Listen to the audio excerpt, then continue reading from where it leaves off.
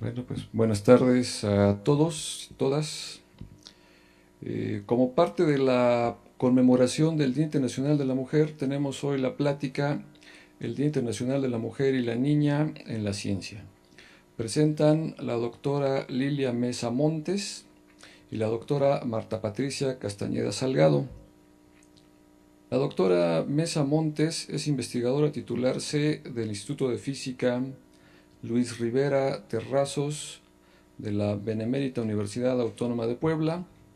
Es doctora en ciencias físicas, especializada en fenómenos de, bueno, su tesis de doctorado hace años fue en tunelamiento en semiconductores fuera de equilibrio. Doctora en ciencias físicas por la Benemérita Universidad Autónoma de Puebla. Sus áreas de interés son las nanoestructuras semiconductoras, espintrónica, propiedades estructurales, caos cuántico, correspondencia clásico-cuántica. Imparte cursos de física y matemáticas en todos los niveles, preparatoria, licenciatura y posgrado. Ha presentado más de 100 trabajos en congresos, más de 30 trabajos publicados en memorias y revistas especializadas. Es miembro del Sistema Nacional de Investigadores en el nivel 2, miembro de la Academia Mexicana de las Ciencias desde 2002, coordinadora de la delegación mexicana a la Conferencia Internacional Women on Physics de la UNESCO París 2002, coordinadora de la Conferencia Ciencia Mujer 2016, Latinoamericanas en las Ciencias Exactas y de la Vida en la Ciudad de México 2006. Presenta también la doctora Marta Patricia Castañeda Salgado, perdón. Ella es doctora en antropología por la UNAM y investigadora nivel 1 en el SNI, investigadora titular del Centro de Investigaciones Interdisciplinarias en Ciencias y Humanidades de la UNAM, el CICH. Es tutora de posgrado en estudios latinoamericanos de la UNAM y en otras instituciones de educación superior, nacionales y extranjeras. Ha dirigido 22 tesis de licenciatura, 5 de maestría, 7 de doctorado. Es integrante de la Red Mexicana de Ciencia, Tecnología y Género, de la Red Género, Sociedad y Medio Ambiente, del Grupo de Trabajo Feminismos, Transformaciones y Alternativas en América Latina y el Caribe, del Consejo Latinoamericano de Ciencias Sociales, del Seminario Violencia, Género y Sexualidad Diversas del CIESAS Distrito Federal, del Seminario Género y Procesos Socioculturales del IS Ciencias Sociales y Humanidades de la UAP y de la Red de Investigadoras por la Vida y la Libertad de las Mujeres. Les agradecemos mucho a las dos. Muchísimas gracias por la invitación, muchísimas gracias a Mónica por habernos permitido estar con ustedes en este día haciendo algunas reflexiones respecto a una efeméride que es muy poco conocida, que es esta conmemoración del Día Internacional de la Mujer y la Niña en la Ciencia. Claro, estamos en el marco del 8 de marzo, que mundialmente es una fecha en la cual se evoca la lucha de las mujeres por sus derechos, por la emancipación y por muchas otras cosas más. Y bueno, Mónica se contactó conmigo porque me identificó como integrante de la Red Mexicana de Ciencia, Tecnología y Género. Y yo pensé, pues, mucho más oportuno que mi participación es convocar a la doctora Lilia Mesa, que es la actual coordinadora de la red. En ese sentido, me voy a permitir hacer solamente un encuadre muy general de la temática en la cual se inscribe este Día Internacional de la Mujer y la Niña en la Ciencia, para que la doctora Mesa se explaye mucho más y además, siendo ella del área de física, tiene muchos más elementos y más ricos para poder conversar con ustedes. Ahí tienes tu aparatito mágico. Como verán, yo soy de las sociales y ella es de las ciencias exactas, entonces ella sí tiene aparatito a la mano. Esta discusión sobre cuál es el lugar de las mujeres en la ciencia Es una discusión que tiene ya varias décadas a nivel mundial. Por supuesto que inició en los países anglosajones, especialmente en lo que toca a nuestro continente, en Estados Unidos y Canadá, e inició a la par de la consolidación de lo que conocemos ahora como feminismo académico. Todo este movimiento de introducción de la perspectiva feminista desde sus aspectos teóricos, epistemológicos y metodológicos a la investigación académica y científica en sus distintos campos y en sus distintas líneas de investigación.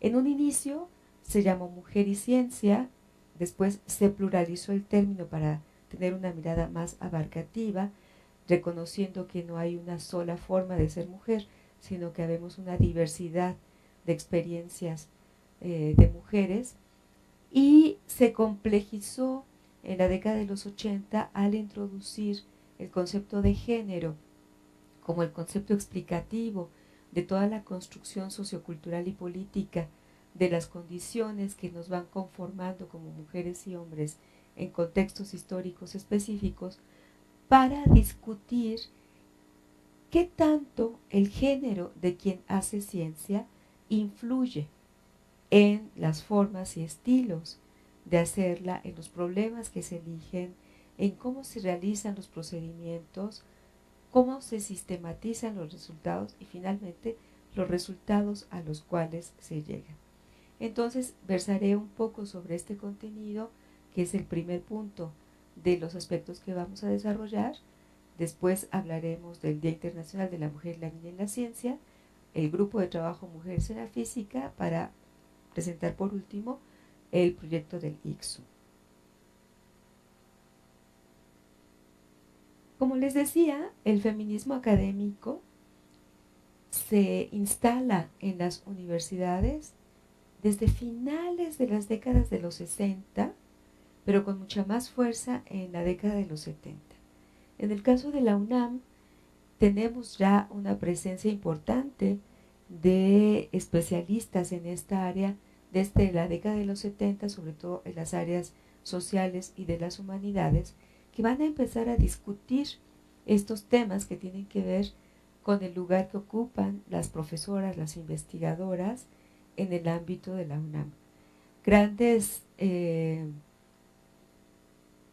académicas van a cuestionar en nuestra universidad qué es lo que está ocurriendo con las mujeres, entre ellas, en primer lugar, un poco antes, Rosario Castellanos, después Alaí de Fopa, quien por cierto va a ser la primera profesora que imparte una materia sobre el tema, pero en su época en la Facultad de Ciencias Políticas y Sociales no le permitieron ponerle nada que tuviera que ver con mujeres.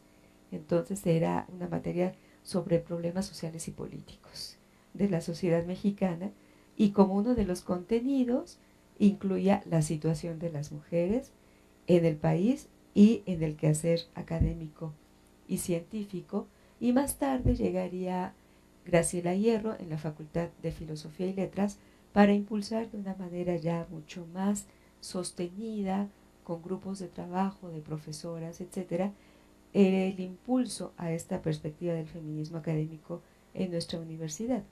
Esto solamente para colocar el tema en términos de que no, la UNAM y muchas otras instituciones de educación pública de este país no estuvieron ajenas o en demora en relación con lo que pasaba en las universidades anglosajonas, pero la gran diferencia fue que en las universidades canadienses y estadounidenses se institucionalizó primero.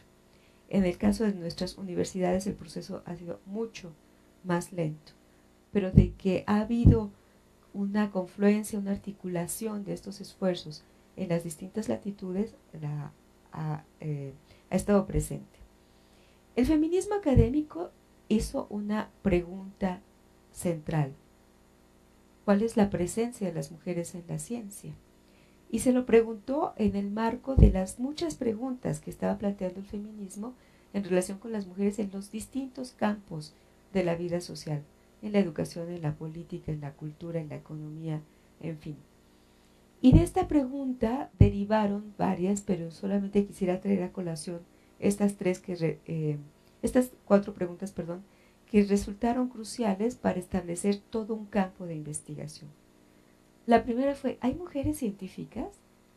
Porque claro, ahora ya nos parece una evidencia, una obviedad, pero en las décadas de los 60, de los 70, era válida la pregunta por qué no estaban visibilizadas, excepto en los casos más excepcionales de mujeres que habían obtenido premios, que dirigían o lideraban grupos de investigación, pero no parecía haber una masa crítica de mujeres científicas que estuviera siendo la suficiente presencia como para ser reconocidas. La otra pregunta es, ¿en qué campos de conocimiento están estas mujeres? ¿Cuántas son?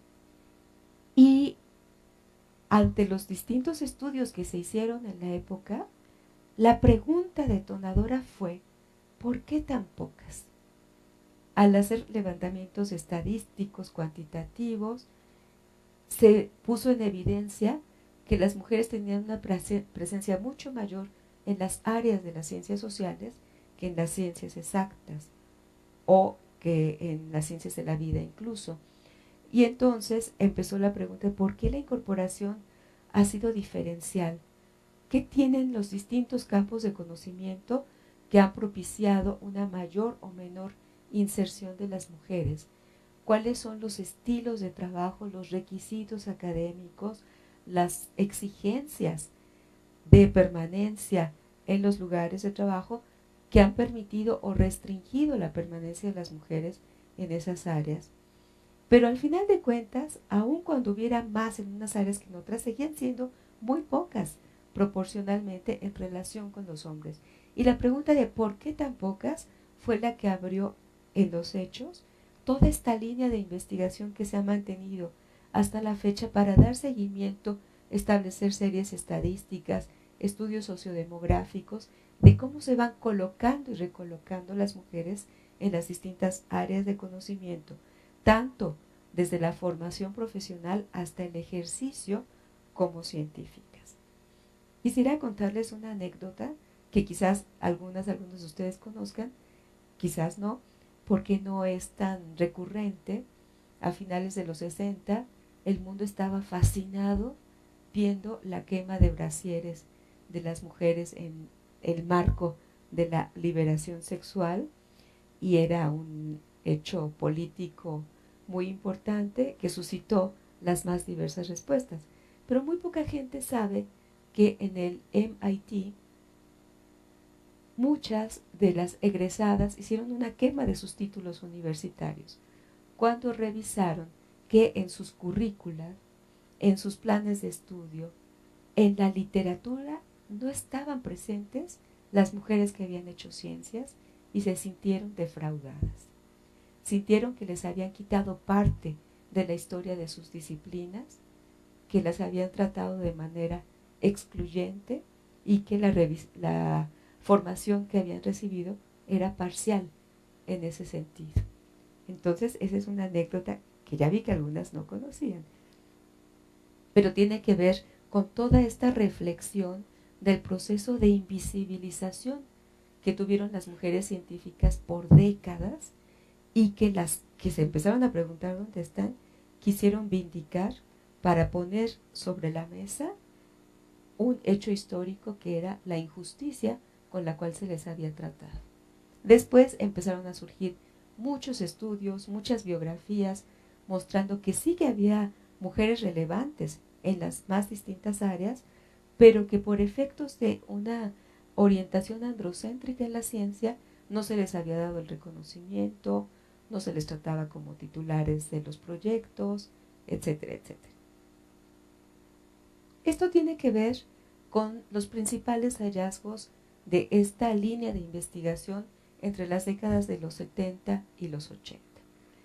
La primera afirmación fue que la ciencia, dentro de su pretensión de neutralidad valorativa, había escondido el hecho de que en la práctica social había innumerables muestras de sexismo en el trato de los profesores a las estudiantes, en el acceso a las oportunidades, en las tutorías, en la asignación de responsabilidades dentro del laboratorio, en el reconocimiento al trabajo bien hecho o mal hecho, en las prácticas de socialización dentro de los procesos de formación de estudiantes, en las relaciones profesores, estudiantes, responsable de investigación, ayudantes, etc.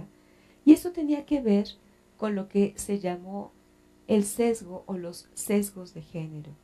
Dar prioridad de antemano a los estudiantes varones sobre las estudiantes mujeres sin que la capacidad de unas y otros fuera suficientemente ponderada, simplemente por un prejuicio, por afinidad de género, diríamos ahora por una suerte de usos y costumbres que orientaba a que las genealogías de conocimiento seguían una línea masculina y poco se incorporaba a las mujeres. Y por lo tanto, estos sesgos de género estaban presentes en los parámetros de reconocimiento y de legitimación del conocimiento que estaban aportando unas y otros.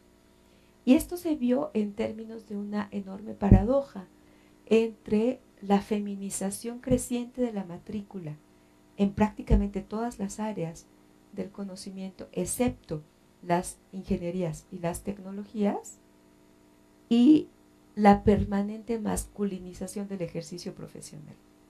Más mujeres estudiaban, pero no se quedaban en la misma proporción en el ejercicio ya estricto de lo que habían aprendido, de aquello para lo cual se habían capacitado.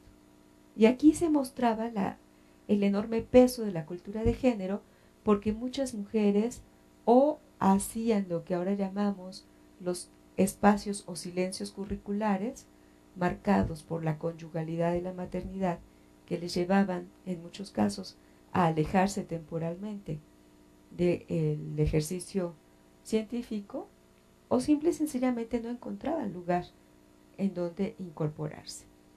Mientras que en los hombres la carrera era mucho más continua. Eso hasta la fecha se mantiene en muchas de las áreas de conocimiento.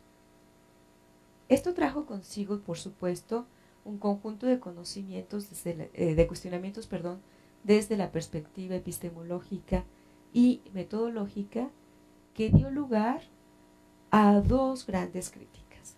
Por una parte, y de acuerdo con el espíritu de la época, diríamos, hubo toda esta revisión crítica a los fundamentos de la epistemología positivista, no solamente emprendida por las feministas, emprendida también desde otras corrientes de pensamiento, que pusieron en cuestión la pretensión de neutralidad valorativa de la ciencia, y con el impulso del neomarxismo insistieron en que nadie hace ciencia despojándose.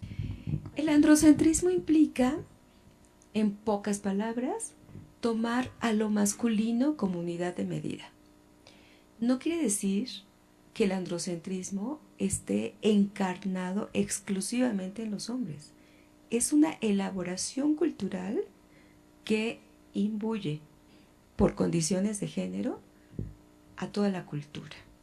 Y solamente cuando tenemos una postura crítica frente a la cultura nos damos cuenta de estos sesgos y nos damos cuenta de que es lo masculino lo que está siendo esa unidad de medida, esa aspiración, ese valor que norma las relaciones, las expectativas, los proyectos de vida, las formas de comportamiento, de relacionarse, etc. Y que esto está presente en la ciencia. Por ejemplo, en algo tan simple como el establecimiento de los horarios de trabajo.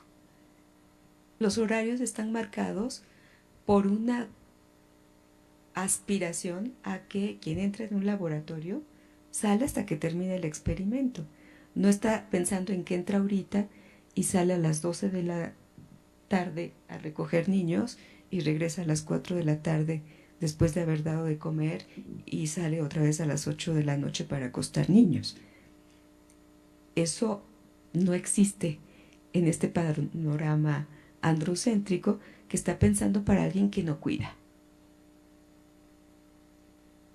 La otra cuestión es esta pretensión de insensibilidad de género. No importa cuál sea tu género, tu condición genérica, tú eres científica o científico y eso te coloca en una posición que trasciende el género. Ser científica o científico no influye, o más bien no se deja influir por tus condiciones de género, de clase, de raza, de etnia, de edad, de condición física, va mucho más allá. Pero también tiene que ver con que al formular problemas de investigación, al formular procedimientos de campo, no solamente en las áreas sociales, también en otras áreas, se reproduce constantemente el dicotomismo sexual. Pensar solamente en términos de pares binarios, mujeres, hombres, femenino, masculino, cuando nuestra realidad humana es mucho más diversa que eso. Ahora esto es mucho más evidente, pero cuando se dijo en la década de los 70 era muy difícil de comprender. De hecho, la categoría de género inicialmente fue construida con una orientación binaria. Explicar qué construía hombres y qué construía mujeres. Se tuvo que profundizar en la teoría para poder incorporar otras variables que están presentes en la vida sociocultural y que rompen con ese esquema dicotómico. Algo que está presente en todo el lenguaje científico es el familismo. Organizar todo en estructuras parentales y por familias, agrupar por familias y tener, sobre todo aquí sí, en el caso de las ciencias sociales, a la familia como el trasfondo fundamental a partir del cual se elaboran todas las explicaciones y todos los problemas de investigación. Otro problema que detectó Margaret Eichler fue la sobregeneralización, así como esta idea de que lo científico trasciende cualquier otra condición. La sobregeneralización significa que lo que es válido para un sujeto, para un grupo, para un concepto, para un fenómeno, es válido en general, para todos, sin particularización, y se enfrenta por oposición al doble estándar. Por una parte tenemos la sobregeneralización y por otra la idea de que un mismo término, una misma noción tiene una valoración y una orientación distinta según se aplique a mujeres u hombres, a femenino o masculino. El mismo término de cuidado tiene una noción distinta si se piensa para mujeres o si se piensa para hombres, por dar un ejemplo. Y por último, esta autora identificó la adecuación de sexo como un problema sexista. Dicho en palabras coloquiales, es como afirmar que tal cosa es así porque es propia de su sexo, ¿sí? Sin problematizar y al mismo tiempo reproduciendo el sexismo que eso implica. Los estudios y las biografías que se han hecho sobre connotadas científicas han mostrado cómo en su época esta adecuación de sexo se les aplicó de manera tajante.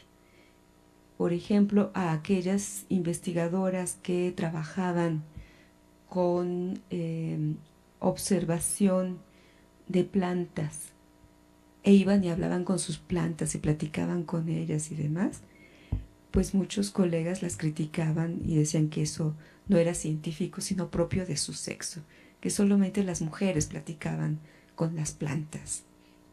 Eso a manera de ejemplo para no extenderme mucho más. Dando un gran salto, diría que todas estas investigaciones, todas estas elaboraciones y críticas han sido elaboradas para establecer también un conjunto de propuestas de cómo hacer lo que las autoras del empirismo feminista llaman una buena ciencia, es decir, una ciencia no sexista, una ciencia en la cual se logren erradicar los prejuicios de género. Y esto tiene que ver primero con incentivar vocaciones científicas de las niñas y las jóvenes.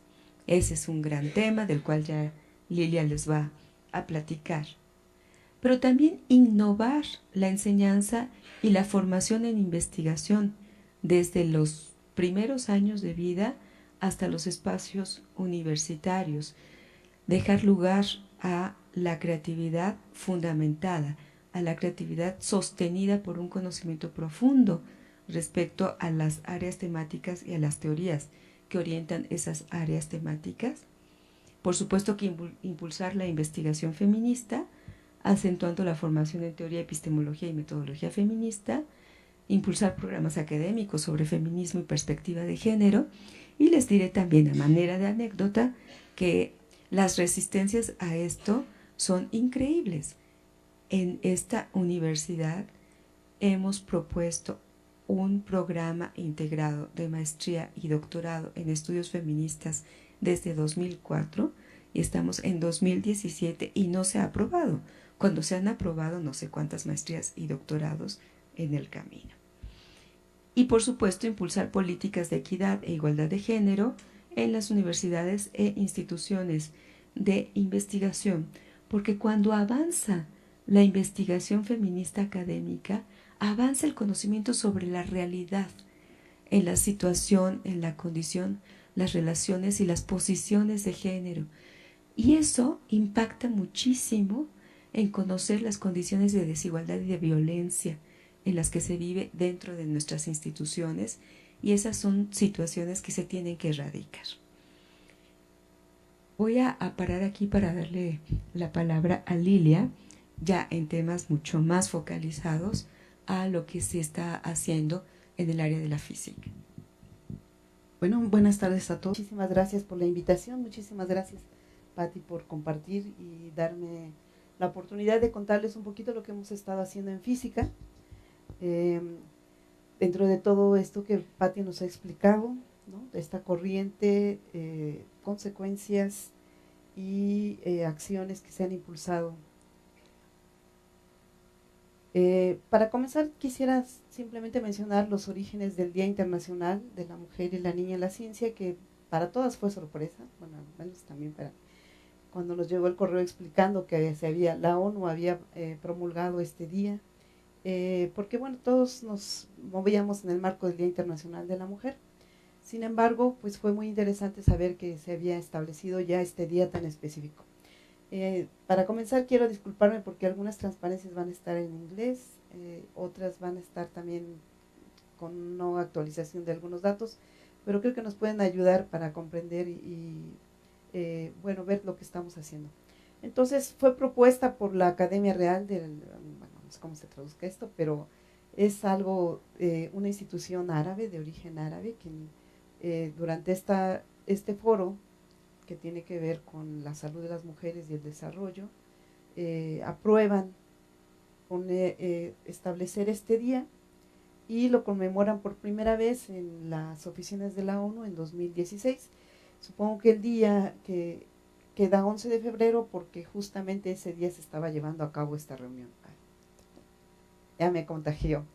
Bueno, si ustedes entran a la página de la ONU van a encontrar la exposición de motivos. Entonces, básicamente dice lo siguiente: desafortunadamente mujeres y niñas o jóvenes continúan siendo excluidas de participar completamente en la ciencia. Y simplemente menciona un ejemplo en una encuesta un estudio en 14 países, la probabilidad de que las estudiantes que se gradúen con licenciatura, maestría y doctorado en ciencia en campos relacionados con la ciencia son 18, 8% y 2% respectivamente, mientras que para los hombres es 37, 18 y 6. Entonces, claramente la probabilidad es menor para las mujeres y a medida que vamos subiendo, ¿no?, incluso se triplica, como podemos ver en el caso del doctorado. Yo les estoy mostrando aquí esta imagen, que es precisamente el logo. En la página se puede bajar la imagen y está con traducción en varios idiomas. Aquí está la página, digamos, oficial del día, que es precisamente impulsada por esta organización que se llama RACIM. Bueno, entonces justamente como lo había explicado Patti, ¿no? Hay todo ya no solamente este cuestionamiento de la participación de las mujeres en la ciencia, sino que se desarrolla ya todo un marco teórico para analizarla y entenderla. Y bueno, pues esto es precisamente, digamos, llegamos a puntos como este, en que la ONU establece este día. Ahora, ¿de qué se trata? Bueno, pues precisamente la exposición de motivos nos dice que es lograr un acceso completo e igual para la participación en la ciencia de las mujeres y las niñas, y digamos esto también dentro del marco de lograr la igualdad de género y el empoderamiento de las mujeres y las niñas. Y esto también me parece muy interesante porque, al menos como a mí me pasaba, que nos cuestionábamos un poquito nuestra situación como mujeres, más que nada en el ámbito familiar, digamos, en el marco, pues yo creo que más o menos familiar, en la parte, en la casa, en las relaciones con nuestros hermanos, papás, etcétera. Y es justamente cuando nos empiezan a preguntar, bueno, y en tu ámbito profesional, en tu trabajo, ¿cómo estás? Entonces, esto precisamente creo nos lleva a abordar esta problemática no solamente en nuestras relaciones interpersonales a nivel familiar, sino también en nuestro trabajo profesional. Entonces, la Asamblea General de la ONU adopta esta resolución, ahí están las referencias, y se declara el Día Internacional de las Mujeres y las Niñas en la Ciencia. A raíz de esto, en la misma ONU, cada año se están realizando foros y se invita a toda la comunidad a celebrar este día con distintas actividades. Bueno, obviamente esta es la culminación de todo un trabajo que se ha venido realizando, como comentaba Patti, de una sensibilización, de una exposición de situaciones. Y yo lo que les quiero comentar ahora es, bueno, lo que ha pasado, qué es lo que hemos hecho en el campo de la física en particular, para ver, bueno, de alguna forma cómo hemos contribuido. Entonces, en la UPAP, como nosotros le decimos en español, que es la Unión Internacional de Física Pura y Aplicada, se crea en 1922. Actualmente consta, no sé por qué aparece el 6, pero tiene 60 sociedades científicas en todo el mundo. Y creó en 1999 un grupo de trabajo con algunos objetivos muy concretos. Hacer una encuesta de cuál era la situación de las físicas y presentar un reporte, sugerir acciones para mejorar la situación y organizar un congreso mundial. Afortunadamente la Asamblea General de la UPAP aprobó la creación de este grupo y todas las acciones que se habían propuesto. Entonces, la motivación, bueno, ya había habido algunos estudios motivados en algunos casos por hombres, ¿no? Por profesores, que mostraban que, como todo el mundo sabe, pues hay una baja proporción de mujeres en nuestro campo. Se detectaban situaciones de inequidad, por ejemplo, en Estados Unidos ya había un estudio de los salarios, bajos salarios. Les comento que yo pregunté, bueno, ¿y cómo es posible que pase esto de bajos salarios? Y me comentaron que el esquema de contratación en Estados Unidos es diferente, es básicamente individual, y el trabajo se establece a partir de una negociación, ¿no? En el momento en que se hace la contratación. Entonces eso mostraba claramente que las mujeres, bueno, pues pedían un salario menor de lo que los hombres lo solicitaban, ¿no? Y bueno, las categorías que ocupan son bajas, y también se había observado ya que hay una serie de diferencias regionales. Curiosamente, en los países desarrollados la proporción de mujeres en varios casos era menor que en la de los países en desarrollo, como nos llaman ahora, ¿no? Esta gráfica, por ejemplo, nos muestra un poquito cómo estaban estas situaciones. Aquí tenemos la parte por colores, por colores tenemos las regiones. Yo solamente quiero marcar, aquí la rojita es América Latina y la blanca es Norteamérica, que incluye que no nos incluye es Estados Unidos y Canadá, nosotros más bien estamos aquí. Entonces, esta es la participación de las mujeres en la física a nivel de licenciatura y a nivel de estudiantes de graduados, posgrado y la parte ya laborando, ¿no? Entonces podemos ver que curiosamente en América Latina hay una mayor proporción de mujeres que en el norte. Sin embargo, como ya también había mencionado Pat, pues se va reduciendo a medida que vamos hasta el grado profesional, que ya casi nos equiparamos. Y bueno, eso llamaba mucho la atención. ¿Cómo es posible que haya más físicas en México en proporción que en Estados Unidos, por ejemplo, ¿no? Entonces, un poquito como nos dicen cómo le hacen, ¿no? Bueno, quería analizarse y entenderse esta situación. Entonces, lo primero que se hace es contratar a la American Institute of Physics, que tiene un departamento de estadísticas, y para que organice una encuesta. La primera vez se realizó en inglés, después organizan grupos de trabajo en cada país, que nuestra tarea era recolectar precisamente información de la situación en nuestros países, y se presenta esta información en el primer congreso que se lleva a cabo en París en 2002, en el que participamos más de 300 físicos, hombres y mujeres, porque estos están abiertos a hombres y mujeres de 65 países. Bueno, algunos resultados de esta encuesta que resultaron ser bastante interesantes, ¿no?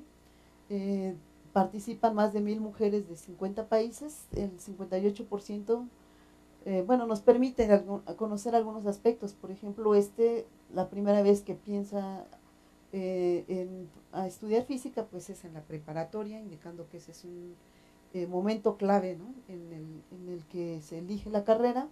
Las que contestaron, 65% tenían doctorado y 3 de 4 elegirían física nuevamente, lo cual a mí me entristeció, porque yo hubiera esperado que 4 de 4, ¿no? Pero 3 de 4 elegirían física nuevamente. Una parte muy interesante fue la detección de lo que se marcaba como los obstáculos, ¿no? Se encuentra que hay obstáculos similares. La gran mayoría, bueno, pues son de carácter cultural, ¿no? También se marca la tarea doméstica y cuidado de los niños, y también se marca un ambiente adverso que se manifiesta en la desconfianza del trabajo de las físicas, bueno, porque son mujeres, ¿no? De cierta forma. De igual manera hay claves similares de éxito, se marca mucho el apoyo de la familia, de los colegas, de la pareja. Se requiere de una fortaleza para continuar avanzando en el trabajo, y bueno, y que se requiere de un trabajo duro y de una determinación. Hay también otros datos muy interesantes, por ejemplo, la comparación entre países, en qué momento se casan, ¿no?, las mujeres que estudian física. Entonces se puede ver que hay un contraste entre los países desarrollados y en desarrollo durante los estudios, 36% contra 59%, y esto es una diferencia sustancial entre la situación de las mujeres en países desarrollados y nuestros países.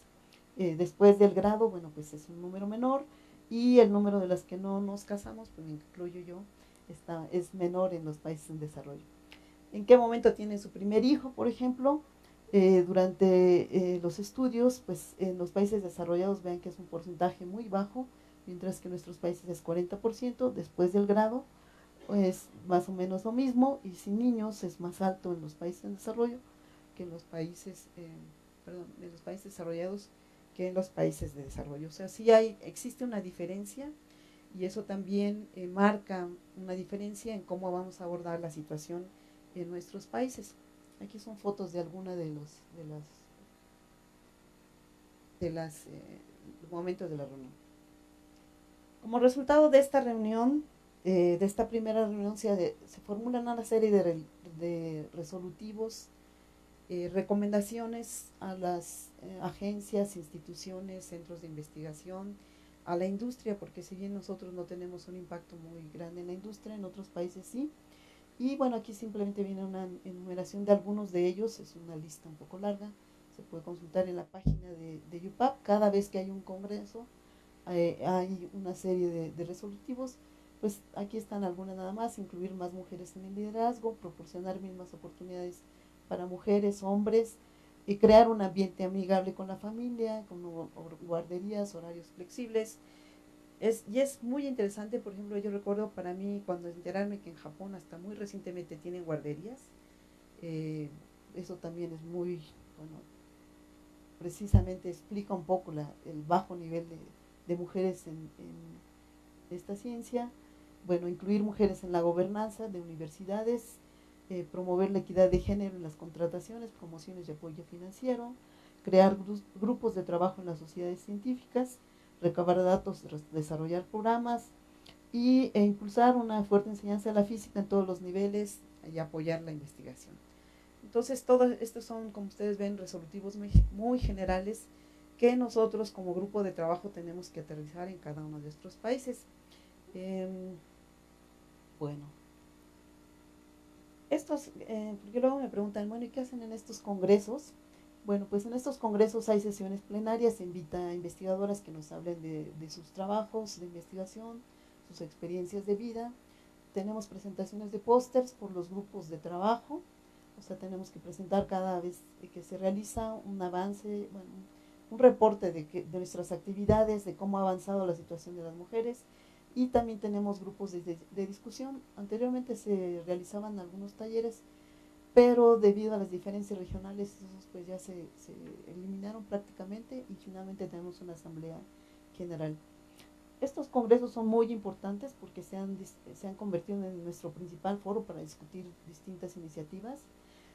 Se han creado ya redes a partir de estos congresos. No son congresos abiertos, son congresos de participación de delegadas y nos piden que al menos haya un estudiante o un hombre en nuestro grupo. Hay un fuerte apoyo a países menos desarrollados para que, digamos, se les apoya con recursos para que puedan asistir. Bueno, hay muchos países que no podrían pagar los viajes, ¿no? Por ejemplo. Y en la Asamblea General se aprueban los resolutivos que se presentan a UPAP y UPAP los aprueba. Entonces el impacto se puede ver, por ejemplo, UPAP apoya congresos científicos de física y ahora uno de los requisitos que pone es indicar cuántas mujeres hay en el comité organizador, cuántas mujeres hay como conferencistas plenarias, y este es uno de los parámetros que también ahora rige, ¿no?, la selección para la aprobación de recursos para los distintos congresos. Esto fue una propuesta de UPAP y bueno, entonces han tenido impacto, ¿no? Y yo les puedo decir en los congresos que sí noto la diferencia en algunos casos. Bueno, aquí están los distintos congresos que se han venido desarrollando. Como ven, unos grupos numerosos que en gran medida luego también dependen de los recursos. El próximo lo tenemos en Inglaterra, el próximo año, perdón, no, ya está en julio, y pueden ver aquí la referencia.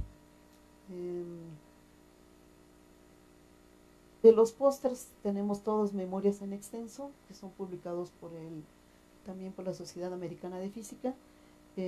No sé qué tan abiertos estén, pero son precisamente ustedes lo que van a encontrar, es un conjunto de reportes de 2 páginas de cómo ha ido cambiando la situación de las físicas en los países, estadísticas, actividades realizadas, etcétera, de acuerdo a cada uno de los países que están participando. Hay otra actividad que nosotros tenemos que se llama como los apoyos para viajes. UPAP apoya a sus grupos con recursos económicos y parte de este dinero lo utilizamos para estos apoyos. Básicamente son para apoyar a jóvenes, para que puedan asistir a congresos y escuelas. Se da un énfasis, están destinados a países en desarrollo y países de Europa del Este. Por ejemplo, en 2013 se recibieron 64 solicitudes, se otorgaron 15 aproximadamente, son $700 que ayuda a pagar boletos de avión, estancias, etcétera. No son para congresos, son para escuelas fundamentalmente, y como grupo de trabajo nos corresponde hacer la selección. Bueno, al final de toda esta experiencia nosotras percibimos que necesitamos realizar un cambio cultural. Esto sabemos que requiere de tiempo, y que además que diversifique la forma en que se hace la ciencia, porque como mencionaba por ejemplo Patti, en los horarios, eso es algo que se menciona mucho, los horarios están establecidos de acuerdo si ustedes ven la historia, la física como carrera profesional es básicamente desarrollada por hombres, hombres que están dedicados completamente, sabemos esta situación de los hombres dedicados completamente a su ciencia, pasan todo el día en el laboratorio, no duermen, etcétera, etcétera. Este estereotipo que existe actualmente, sin embargo, al llegar a introducir, al incorporarse las mujeres en estas actividades, bueno, pues se cambia, ¿no?, completamente esta dinámica. Y entonces, bueno, también se sabe que este trabajo no es visible. Alguna vez en una entrevista me dijeron, bueno, hay físicas en México, yo casi no conozco, ser una periodista. Cuando yo voy a entrevistar, pues siempre me mandan con hombres, entonces me he preguntado si hay físicas, ¿no? Bueno, poco a poco se va haciendo más visible, pero entonces lo que tenemos que hacer entre estas tareas es hacer más visible la presencia de las mujeres. Se pide también que empecemos a sugerir medios que permitan que hagamos compatible la carrera científica con una vida personal, ¿verdad? También sugerir cambios en el ambiente de trabajo que precisamente permitan esta participación, no solo en el trabajo científico, sino también en la toma de decisiones, incrementar el número de personas que estudien física, ¿no? Y para eso requerimos un trabajo fuerte de divulgación y además pues también crear estas redes de apoyo que son tan importantes.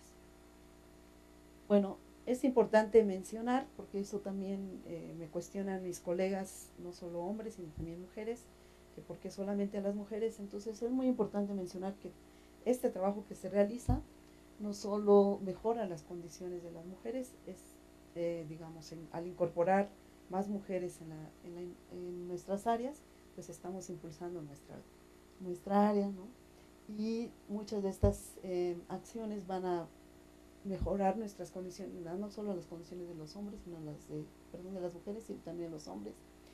En este trabajo se pone particular atención a la situación en los países en desarrollo como el nuestro, y bueno, el trabajo es impulsar la física en todos los niveles, no solo en la parte de investigación. Actualmente pues tratamos de hacer que los resolutivos de las conferencias se lleven a cabo, porque bueno, pues como siempre ya saben, cuando uno formula los resolutivos pues son muy bonitos, pero ya para llevarlos a la práctica no es trivial, como también habías mencionado, ¿no? La sensibilización, la recepción de las autoridades, de las personas a cargo para que puedan emprenderse programas, pues no es simple. Entonces también queremos impulsar que se creen más grupos de trabajo, porque es interesante ver que no todos los países que son miembros de UPAP, de esta organización, tienen grupos de trabajo. Sin embargo, hay grupos de trabajo en países que no son miembros, entonces, pero nos interesa que existan en nuestra organización, establecer una red eficiente, difundir estos resultados de las encuestas y impulsar acciones. Y actualmente se trabaja en lo que se conoce como la Declaración de Waterloo, que es una serie de principios, va a ser una declaración de principios de cómo llevar a cabo nuestras labores con una perspectiva de género en condiciones de igualdad. Esperemos que esté lista para julio y entonces se pueda discutir y presentar y sea aprobada para que ya entonces se presente en la Asamblea General de UPAP. También se nos ha solicitado por parte de UPAP una serie de propuestas de acciones para evitar y enfrentar el acoso sexual durante los congresos de investigación. Es un tema tabú, ¿verdad? Pero que, bueno, pues hay que emprender ya algunas tareas. Esto lo voy a mencionar muy rápidamente, es parte de la red de latinoamericanas que hemos desarrollado en estos congresos. Es una propuesta de actividades, pues más que nada empezar por hacer un diagnóstico, definir los indicadores, realizar estadísticas.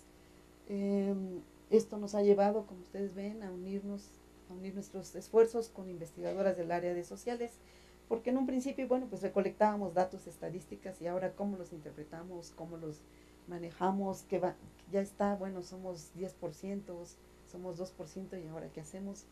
Entonces era parte de este trabajo hacer que, trabajar de manera conjunta con ciencias sociales. Bueno, y a partir de todas estas estadísticas y estos estudios, pues empezar ya a formular programas específicos a nivel nacional y de ser posible regionales. Por otra parte, para incrementar el número de mujeres y para, digamos, apoyar su desarrollo en el trabajo de investigación, pues se propone dar visibilidad a las que ya existen, impulsar colaboraciones, desarrollar actividades que permitan incrementar el número de mujeres en nuestro campo y mejorar el clima en el cual nos movemos. Bueno, aquí ahí hay detalle de algunas acciones, pero básicamente es lo que concluimos que tendríamos que hacer. Y ahora yo quiero compartir con ustedes algunos datos, o sea, como de todo esto que les he dicho, qué es lo que hemos hecho en México y qué es lo que ha resultado, ¿no? La Sociedad Mexicana de Física, nosotros trabajamos en la Sociedad Mexicana de Física, es miembro de UPAP, ha desarrollado desde 1998 un catálogo de recursos humanos, de programas y recursos humanos en física. Es apoyado por varias instituciones, CONACYT, la UNAM, digamos. Está muy bien establecido en México, ya todos los departamentos de física saben que llega el archivo, se vacía la información, entonces básicamente, digamos, hay retrasos quizá en la edición, a veces alguien se distrae y no aparecen los datos de su departamento, pero sabemos que es importante y se proporciona esta información. Ustedes pueden encontrar las versiones en línea. Y los datos que se recaban son sobre el personal, pues los técnicos, maestros, investigadores. Aquí tenemos un problema que si queremos identificar sexo, pues es solo por grado o por nombre, ¿no? Entonces a veces no sabemos Guadalupe, si es hombre o mujer, pues ahí le atinamos un poquito, ¿no? Pero este catálogo nos permite obtener datos muy interesantes que les voy a presentar en general. Bueno, esta es otra herramienta muy interesante, que es el Atlas de la Ciencia Mexicana. Lo conozcan, lo edita la Academia Mexicana de Ciencias, y entonces nos permite, bueno, ellos por ejemplo hacen este mapa de cómo es la participación por áreas, por disciplinas. Ustedes pueden encontrar la de matemáticas, ¿no? La distribución geográfica, y como ustedes pueden ver, creo que tengo otro, perdón, aquí no sé qué, pero ustedes pueden ver cómo hay una alta concentración en el DF, como era de esperarse. Después hay otros estados en los cuales hay, pero hay como 15 estados donde había menos de 20 investigadores en física, ¿no? Entonces, eso nos da una idea de cómo está la situación de la física en nuestro país y dónde tendríamos que poner mayor énfasis. Hasta donde yo sé, el tema les ha interesado a las personas que realizan el Atlas de la Ciencia, y hay ya un plan, un proyecto de hacerlo ya también con datos diferenciados de hombres y mujeres, porque hasta este momento solamente son de tipo global, ¿no? No quisiera detener mucho en los datos porque va a ser, si quieren, pero bueno, claramente podemos ver cómo se está reflejando esta situación. Del catálogo nosotros obtuvimos estos datos, que tienen un margen de error, les comento, porque además en los departamentos no viene claramente diferenciado si es física o no, simplemente son departamentos que realizan de alguna manera actividades relacionadas con la física. Este es un histórico, por ejemplo, podemos observar cómo ha cambiado la población de hombres y mujeres en la física. Yo me imagino que este debe ser la UNAM, ¿verdad?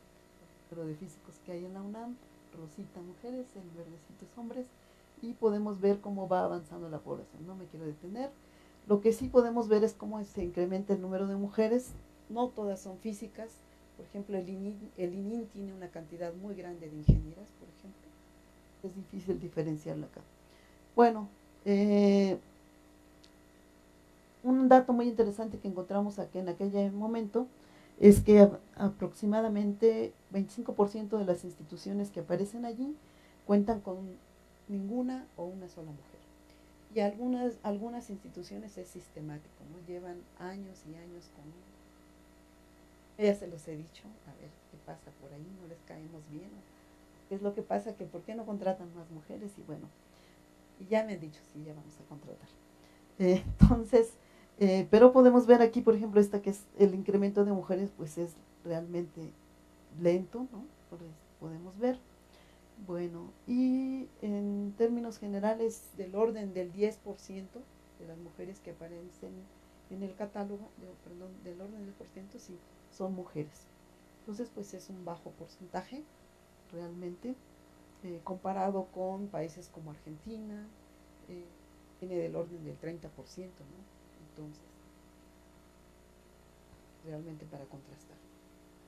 Podemos tenerlo por instituciones también, ustedes pueden ver, no he podido encontrar cómo dibujar estas series de tiempo, pero bueno, obviamente la barra más grande es el número total de personas que aparecen en el catálogo, aquí están todos, luego la que sigue es la de mujeres, de hombres, y la de mujeres puede verse aquí en la UNAM. Bueno, es claramente, ¿no?, cómo va el crecimiento que aparece aquí, es relativamente. No he hecho todavía ajustes para ver cómo, si es más rápido o no, pero se puede obtener esta información. En la UAP pues, vamos avanzando, vamos creciendo. El CINVESTAB también sin cese, sin CINVESTAB es un caso crítico. Entonces ustedes pueden ver por aquí 1, 1, 1, 1, 1. Entonces bueno, este tipo de cosas son las que nosotros podemos observar en este caso. También, por ejemplo, de acuerdo al grado, ustedes pueden observar, aquí está,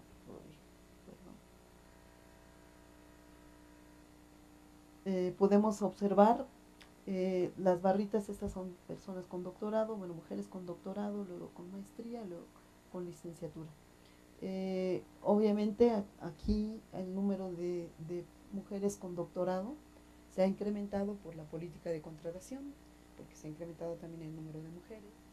Y bueno, poco a poco esta es la que está predominando, ¿no? Las mujeres que están en las instituciones tienen un doctorado, en contraste, ¿no?, donde anteriormente esto no se observaba.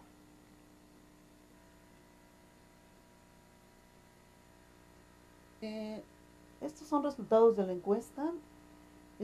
Es el caso de México, y esta es una de las cosas que quiero comentar después.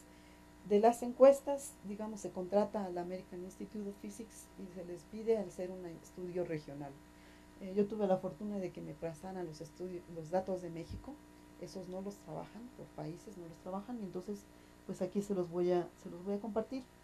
En esta última encuesta, que fue en 2011, contestaron 383, cuya gente, bueno, su país reciente era México. La mitad ya no eran estudiantes, 20% eran estudiantes, 30% tenían estudios de doctorado, 30%. Solo 59% habían tenido una maestra.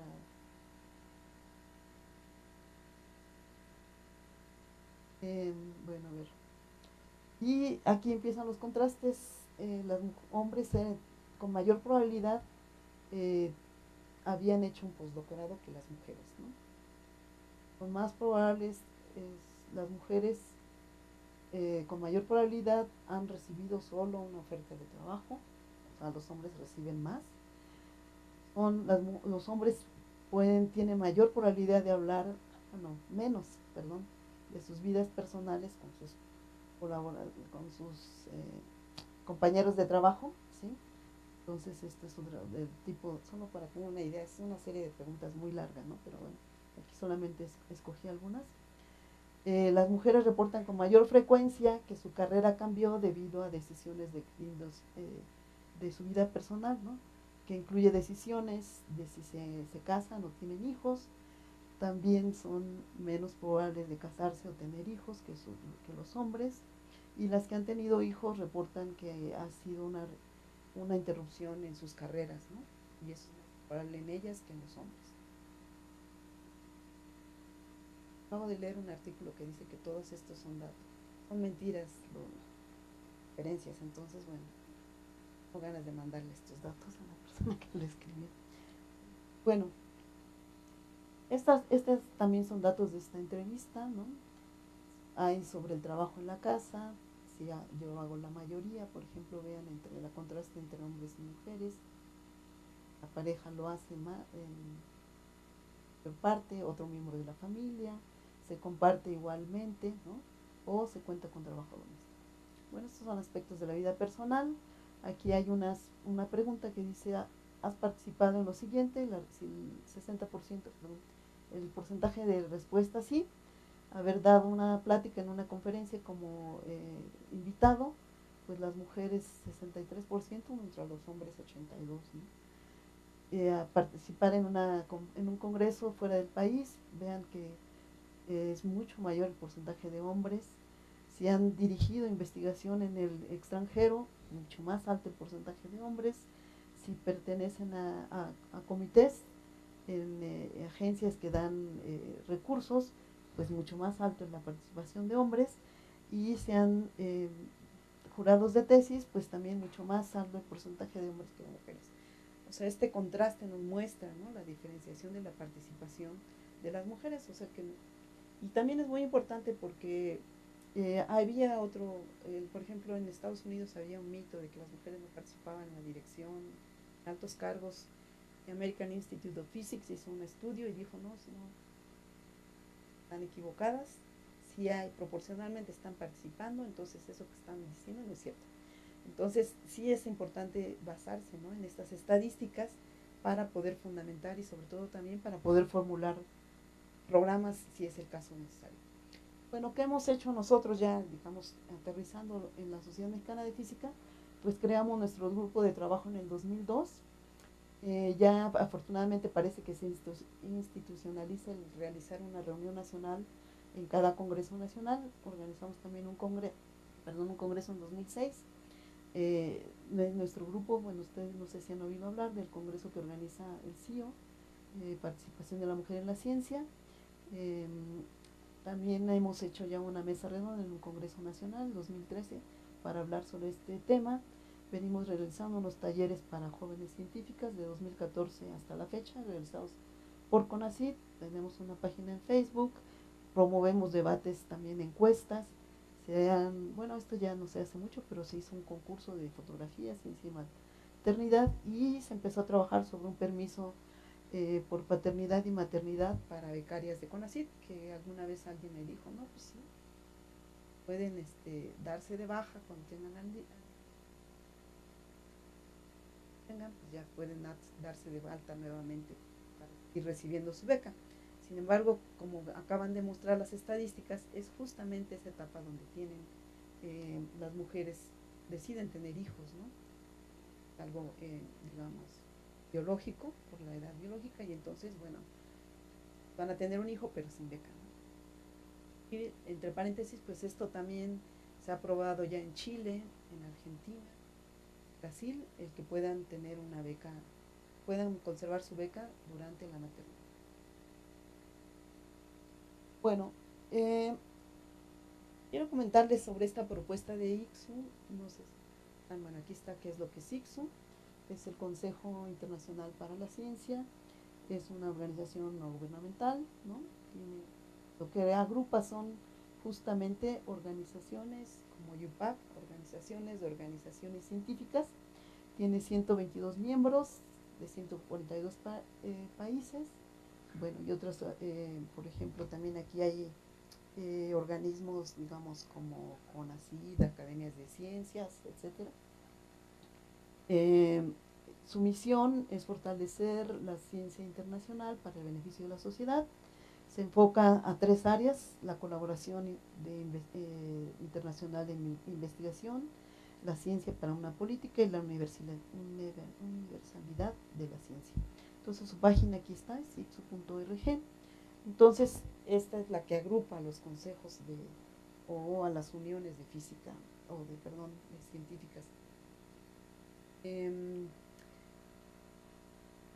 es lo que ha pasado? Esta encuesta, bueno, pues que como les he mostrado, realmente muestra, ¿no?, la situación de la comunidad científica, en este caso de física, pues ha llamado la atención en otras organizaciones científicas.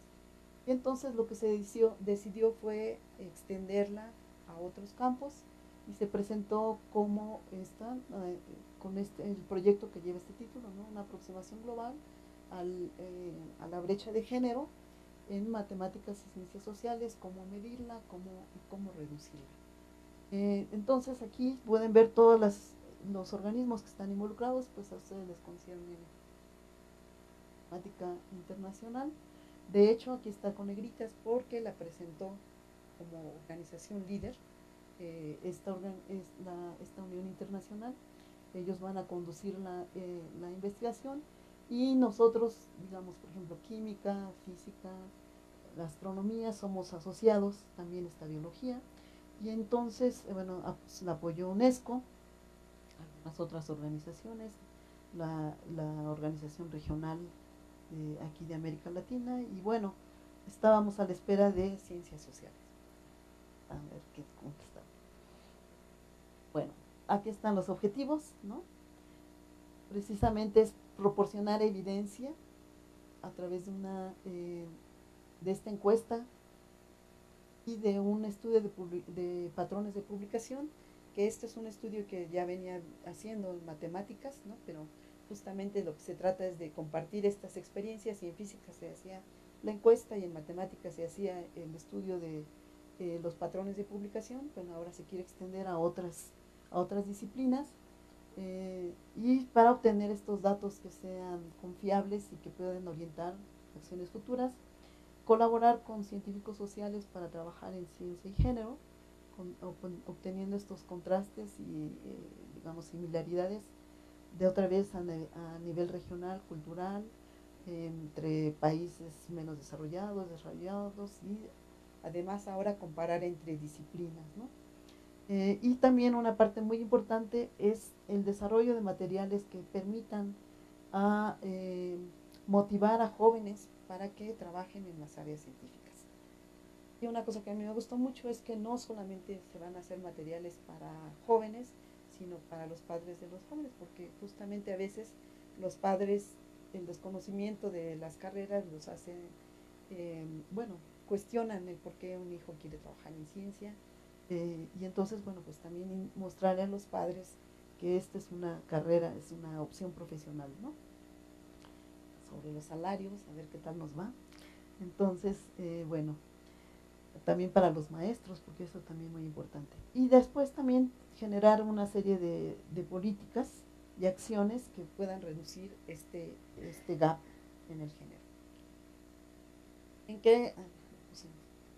Las actividades, primero es hacer esta encuesta global, bueno, después reunir todos los datos y sobre el estudio de estos patrones de publicación, y luego generar una base de datos de buenas prácticas para niños y jóvenes, padres y organizaciones. Es decir, que se recomienda algo así, por ejemplo, como esta declaración de Waterloo, que por cierto la Unión Internacional de Economía ya tiene su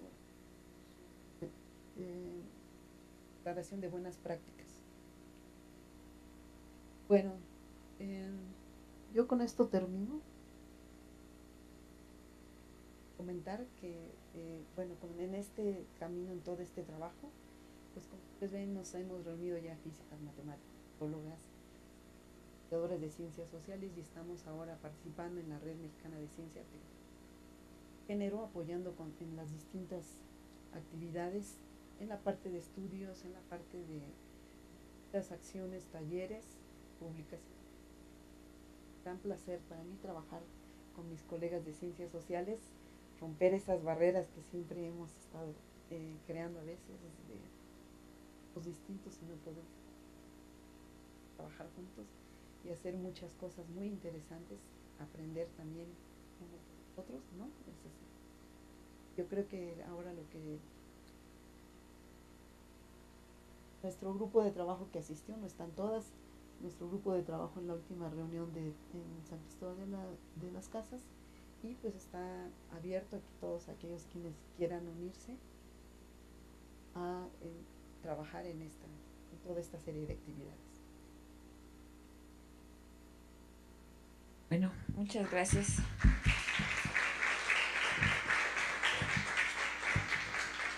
Si alguien quiere hacer algún comentario o alguna pregunta. Hola, ¿qué tal? Soy Miguel Ángel. Pues viene a consecuencia de lo que se está hablando sobre la mujer, muchas preguntas, ¿no? Porque, pues siempre ha llevado un respeto a la mujer, al menos de mi parte, o algo así, quisiera yo comentar. Pero esto yo creo que es más viejo, tan viejo como la ramería, que cosas así desde la antigüedad podríamos comentar esta situación, siempre el buscar el poder entre la mujer y el hombre. Podríamos hablar que tienen algún tipo de conocimiento acerca de un matriarcado. ¿Ha habido un matriarcado? Porque, por ejemplo, el matriarcado, en mi caso, pues yo lo he vivido dentro de un hogar, por X o Y consecuencia. Entonces, posiblemente por eso sea mi respeto hacia la mujer, que en algunas cosas, por ejemplo, ahorita no sé si hablamos solo de la física, pero la mujer ha figurado en muchas áreas, no solamente físicas, que como mencionan ustedes no serán reconocidas, pues posiblemente por X o Y razón, por no sé, que el hombre no quiere reconocer eso, pero siempre ha sobresalido la mujer, es un punto de vista de mi parte. Solo que pues no sé, tengo la duda sobre el matriarcado. ¿Ha existido el matriarcado según los anales? ¿O eso es así como un mito o leyenda también por el lado de ese tipo de que bueno, un día mandó la mujer y de un tiempo para acá ya no? O sea, se le acabó el poder y ahora busca la mujer nuevamente obtener el poder, o de algunas cosas se me vienen a la mente, ¿no? El decir, bueno, pues es que la mujer siempre ha figurado, será un problema psicológico o de alguna u otra forma, ¿no? Porque bueno, pues se hablaba de que la familia pues sí destruye a la mujer de diferentes maneras, ¿no? Porque la mujer se casa, tiene hijos y ya tiene que cuidar a los hijos, deja de estudiar, dejan muchas cosas, ¿no? Y eso también lo podemos ver aquí. Y de alguna manera pues también han obtenido beneficios. La mujer aquí tiene permisos necesarios para llevar, para traer, para todo. Entonces, pues vienen muchas cosas de que posiblemente yo no las alcance a comprender, pero ¿será eso lo que se busca? En el caso, por ejemplo, de Estados Unidos, yo sé que la mujer está facultada para dar alguna orden dentro de un hogar, hasta su misma pareja siendo del sexo masculino. Entonces, ¿es esa una pelea o algo así? ¿O es solamente así un punto que ustedes como con la carrera que están estudiando están observando? Porque yo creo que esto es de mucho tiempo atrás. A ver si me di a explicar o... Gracias.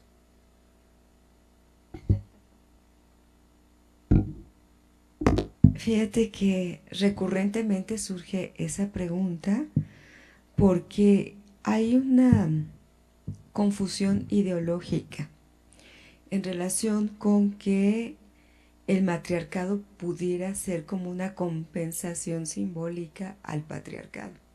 Pero en primer lugar no hay evidencias etnológicas ni históricas de que haya existido un matriarcado con la misma conformación sistémica y estructural del patriarcado.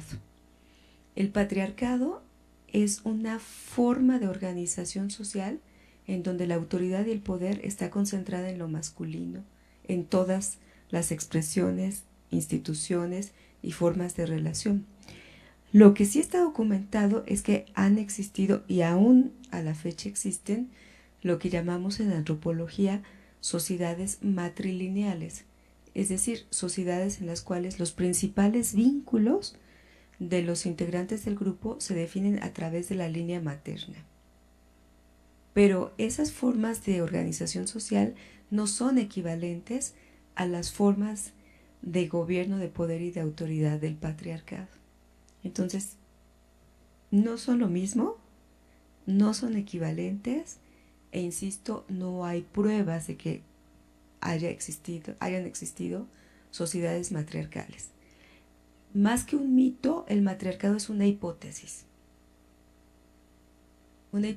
de algo que pudo haber existido, pero que no está comprobado. Otra cosa es que haya agrupaciones sociales en las cuales ciertas mujeres bajo ciertas condiciones tienen una concentración de poder y autoridad.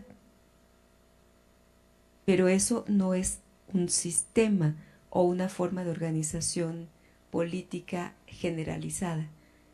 Aún esas mujeres que tienen poder y autoridad están insertas en un sistema patriarcal. Entonces su poder y autoridad tiene límites. ¿Sí? Yo siguiendo un poco esta línea que están comentando ahorita, yo me acuerdo haber ido a un evento, a un tecnológico en Oaxaca, en Juchitán. Después del evento caímos en la celebración de las velas, en la época en que hacen ese tipo de... Yo me quedé con la impresión de que en Juchitán vivían matriarcados, ¿no? Porque eres la fuerte, es la que decide, la que... También me sorprendió ver una comunidad de hombres gays que eran socialmente aceptados. Por ahí yo escuchaba comentarios que las mamás preferían tener los gays porque eran más trabajadores que... Entonces yo me quedé con esa impresión. Eso no es estrictamente matriarcado por lo que comentas de que no están socialmente inscritos en un... El caso en general del Istmo de Tehuantepec es muy interesante porque lo que hace la diferencia de las mujeres del Istmo es que ellas tienen un enorme poder económico y entonces eso les permite tener mucha capacidad de decisión. Pero hay un conjunto de decisiones vitales para el grupo que pasan por la decisión de los hombres. No necesariamente de los maridos, pero muchas veces de los hijos. Entonces ahí es en donde hay como la vuelta de tuerca. Y esta preferencia por tener hijos homosexuales incluso está bastante documentado que es uno de los casos a nivel mundial en los cuales se educa a un tercer género, porque estos hombres son los conocidos como mushes, que con el tiempo ya no son ni hombres ni mujeres, son esta tercera categoría de mushes que tienen prácticas eróticas homosexuales, pero comportamientos sociales femeninos, y tienen una enorme carga y una enorme responsabilidad cultural de cuidado de los progenitores. Es una figura muy parecida a lo que en el centro de México es el xocoyote o la xocoyota, es decir, el último hijo o la última hija nacida que va a ser la consentida o el consentido a quien se le va a dejar la mayor parte de la herencia con la condición de que cuide a los padres ancianos. Nada es gratis en esta vida.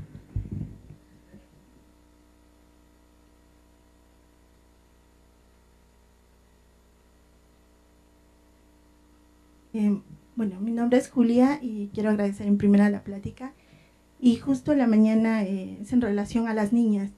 En la mañana me encontré con un artículo de la CNN en donde decía que Microsoft hizo una encuesta el año pasado en Europa con 11.500 niñas.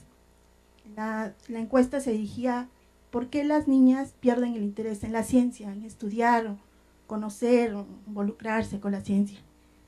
Vieron que a partir de los 11 años hasta los 15 es el interés, es el tope. Quieren conocer más sobre qué, si pudieran ser astronautas, si fueran una doctora, no sé. Y a los 15 años ese interés disminuía, pero lo más importante es que ya no se volvía a presentar, ¿no? Las chicas a los 15 años pierden ese interés, muchos decían que era algo biológico, ¿no?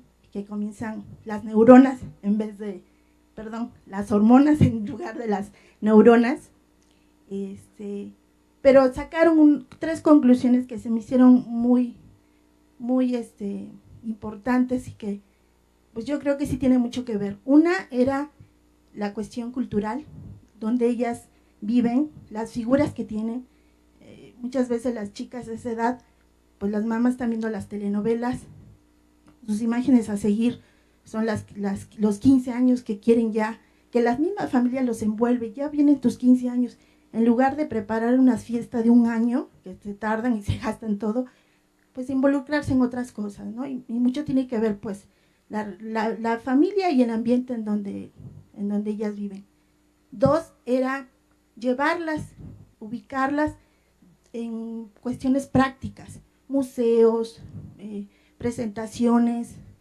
Por ejemplo, yo a mi niña de 4 años la llevé a Universum hace como 2, 3 semanas, que fue lo de la luna, y que le platiqué y todo, ya bien entusiasmada, y no pudo ver nada a través del telescopio porque eran unas filas enormes, y se fue toda triste, cansada y así frustrada, y mamá, no pude ver la luna. Pero pues tiene mucho que ver el acercarlos. Y tercero, el más importante, tener un mentor, que tal vez no sean los padres, que muchas veces, como mencionaba, pues los papás desconocen, ¿no? No saben nada de física, de matemáticas, y eso les lleva a que los hijos, bueno, pues yo quiero estudiar biología, ¿y qué es eso? O quiero estudiar mecatrónica, ¿qué es eso? O sea, muchas veces no comprenden, no entienden. Buscarle un mentor, tal vez un profesor, algún pariente que las pueda guiar y llevar y conocer y que pase esos 15 años y que ellas estén interesadas en la ciencia. Es lo que, las 3 conclusiones que sacaron, que se me hicieron muy importantes. No sé si ustedes, en esto a partir de las niñas, si tengan algún tipo de conclusión o por qué las niñas se llegan o no llegan a interesarse en cuestión de ciencias y se van por ser, sin menospreciar, ser pedagogas, historia, no sé, ¿no? En otra carrera que no tenga que ver con ciencias. Repito, sin menospreciar esas carreras que son totalmente válidas, pero en este caso en cuestión de ciencias, ¿no? Como una física, matemática, no sé. Gracias. También quiero, rápido para que la respondan al mismo tiempo, ¿qué perfil debería tener alguien para entrar a la Red Mexicana de Ciencia, Tecnología y Género? Si es solamente una red para académicas o si alguien de alguna ONG o de alguna asociación civil, de estas que creo que hay muchas iniciativas que están pues encaminando a las niñas a temas de ciencia, como a enseñarles a programar o etcétera, podrían entrar a la red, ¿no? Bueno, no sé si alguien más quiere comentar otra cosa, ¿no? Gracias.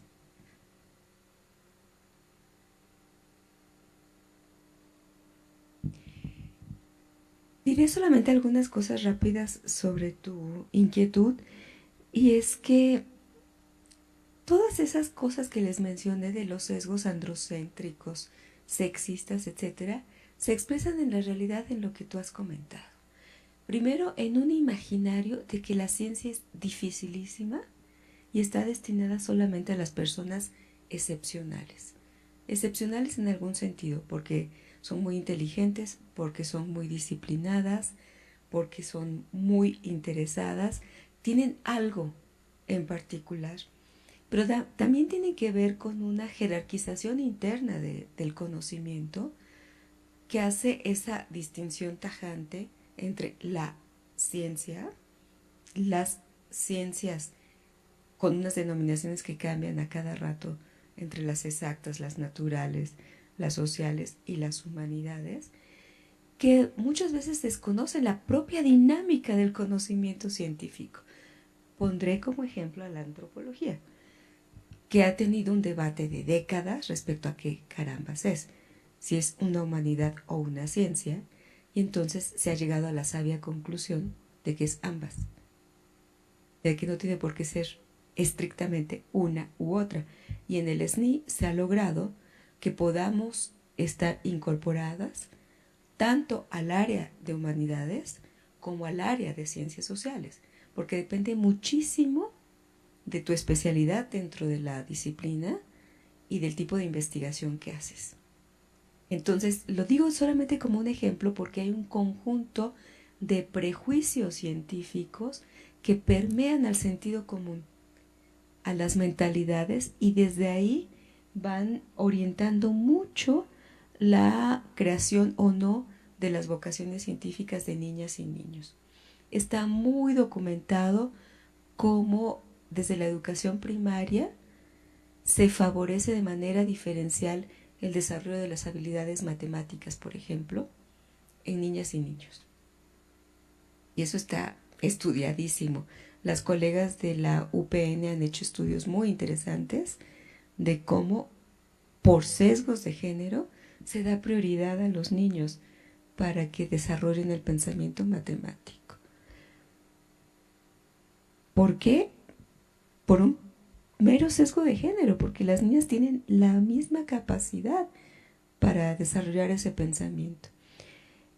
Y luego, bueno, todo esto que les comentaba yo de la sobregeneralización, del doble estándar, etcétera, la podemos ver en prácticas muy recurrentes y sencillas del quehacer científico. Por ejemplo, decía Lilia, en el catálogo iberoamericano no se capta el sexo de las personas que hacen ciencia. Ese es un ejemplo de sobregeneralización. Lo que importa es que alguien haga ciencia, no importa el sexo. Pero resulta que sí importa el sexo, porque entonces el sexo está impactando en esas barras más altas o más cortas de la presencia en las instituciones de investigación, en los rankings, etcétera, etcétera. Y ese, insisto, es un ejemplo de sexismo o de sobregeneralización. Y también en el Atlas hay un claro ejemplo de sobregeneralización cuando no se hacen distinciones, ni particularidades, ni especificaciones. El tercer ejemplo es cómo referimos la bibliografía en las ciencias. Entonces ahí nuevamente cuenta ser científica o científico, pero no se visibiliza si es un hombre o una mujer, quién es la persona que estamos citando, porque solamente se utiliza el apellido y las iniciales. Entonces es muy difícil saber a quién estamos citando, si no nos vamos haciendo toda una cadena hasta que llegamos a ver es hombre o mujer. Todas esas cuestiones de sobregeneralización las viven de alguna manera las niñas y las adolescentes en sus formaciones iniciales. No las vemos, no son tangibles, pero quienes han estudiado los libros de texto muestran cómo, por ejemplo, en las imágenes, antes prácticamente no había niñas en papeles activos, sino más bien pasivos. Muestran cómo los hombres estaban siempre como en los puestos de autoridad, de decisión, de transmisión, de conocimiento, y las mujeres más haciendo trabajos domésticos, de cuidados, de reproducción. No he visto los estudios más recientes, no sé si eso ha cambiado en los libros de texto. Sé que los contenidos han cambiado y no precisamente para bien, según se ha criticado la reforma educativa. Pero además hay que sumarlo a que este país no tiene una política científica. No destina suficientes recursos a la formación de científicas y científicos y a la formación de vocaciones científicas. Entonces los recursos no son suficientes para una población de 120 millones de habitantes, en donde tenemos una enorme concentración de instituciones, recursos y posibilidades en el centro del país, en las áreas urbanas y, hay que decirlo, en la UNAM en relación con otras instituciones de educación pública. Todo eso afecta y todo eso se llama desigualdad. Entonces, si tú juntas la desigualdad de género con la desigualdad social y la desigualdad económica, se va haciendo un encadenamiento que va excluyendo sistemáticamente de opciones y posibilidades. El resultado es que llegan las personas excepcionales y luego te evalúa el SNI. Complicado tema.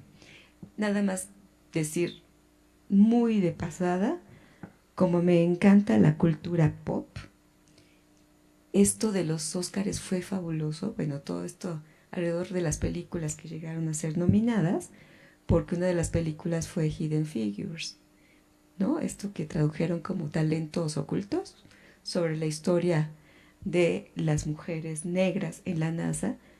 Y bueno, yo creo que el 90% de las personas que escuché decían, no, pues eso debe ser ficción, porque en la NASA no había mujeres y menos negras. Y es parte de un proceso que se ha trabajado en epistemología que se conoce como agnotology, es decir, como una creación intencional de ignorancia sobre algo. Entonces, cuando tú no cuentas la historia completa, estás produciendo agnotology. Y eso ocurre muchísimo con las niñas y las adolescentes. No les contamos la historia de las mujeres, no les contamos que hay grandes mentoras, que hay grandes posibilidades de mentoras, y muchas de las mujeres destacadas en ciencia recuerdan que tuvieron una gran maestra que las deslumbró y que las guió en la primaria, en la secundaria, en algún momento, y que fue así como el chispazo, ¿no? Nada más para complementar un poquito, justamente estas preguntas que estábamos formulando, ¿no? ¿Cómo es que en nuestros países en desarrollo hay en proporción un mayor número de mujeres que en los países desarrollados? Yo cuando vi estas cifras me fui para atrás, ¿no? Alemania tienen un menor porcentaje de mujeres en la ciencia que, bueno, perdón, en física que México, ¿no? Entonces es parte de eso. ¿Por qué pasa? Uno pensaría que, bueno, siendo cuna de científicos tan famosos, pues allí debería de haber un mayor número de mujeres, y todavía seguimos preguntando qué pasa. Yo lo que creo, esa es mi hipótesis, que justamente como la ciencia nace, digamos, desarrollada precisamente por hombres, el rol que aparece allí es precisamente el de un hombre, y las mujeres no se ven en la posibilidad de hacer ese trabajo de investigación. De hecho, en los congresos se han presentado investigaciones, o sea, una estadística de agarrarse libros de textos y decir, bueno, a ver, ¿cómo presentan al científico? ¿Cuál es la imagen del científico? Y así en la estadística mostraba el gordito, calvito, de lentes con su bata. O sea, eso es la imagen de un científico. Entonces, no aparecen mujeres. Entonces las niñas cuando lo ven, bueno, pues es que son los gorditos, calvitos, los que hacen ciencia, ¿no? No yo. Esa es una de esas cosas que, por ejemplo, se puede intuir de esta parte. Bueno, sobre la segunda pregunta, justamente bienvenidas no solamente es una red académica, también alguien mencionó, ¿no? Sobre la posibilidad de que participaran ONGs. Ahora sabemos que hay varias organizaciones que se dedican, por ejemplo, a la difusión, a la divulgación de la ciencia. Entonces, bienvenidos, por supuesto. Parte de nuestro trabajo es esto, no solamente hacer este trabajo de investigación, también se puede dar asesoría, cómo dar estos talleres, por ejemplo, para niños con una perspectiva de género, porque a veces estas cosas se reproducen inconscientemente. Entonces, cómo poder hacer un taller, que también es un reto para nosotros, ¿no? Cómo hacerlo con perspectiva de género. Y también no solamente, por ejemplo, en mi caso, yo no hago estrictamente investigación en ciencia y género, ¿no? Recabo datos, analizo cosas, pero digamos, también realizamos distintas actividades, talleres de sensibilización, y son personas que están interesadas en trabajar, realizan actividades de acuerdo a nuestros estatutos. Uno de los requisitos es que realicen actividades relacionadas con ciencia, tecnología y género, no necesariamente investigación. Y entonces también digamos, divulgadores, ONGs que estén interesados, y además se los agradeceremos. CONACYT aprecia mucho el impacto social que tenga el trabajo de nuestra red. Entonces son muy, muy bienvenidas este tipo de organizaciones. Pues les agradecemos mucho su presencia, todos aquí. El instituto les agradece su presencia, su tiempo y su disposición por estar con nosotros. Entonces les entrego una constancia de participación, maestra Patricia. Maestra Elías.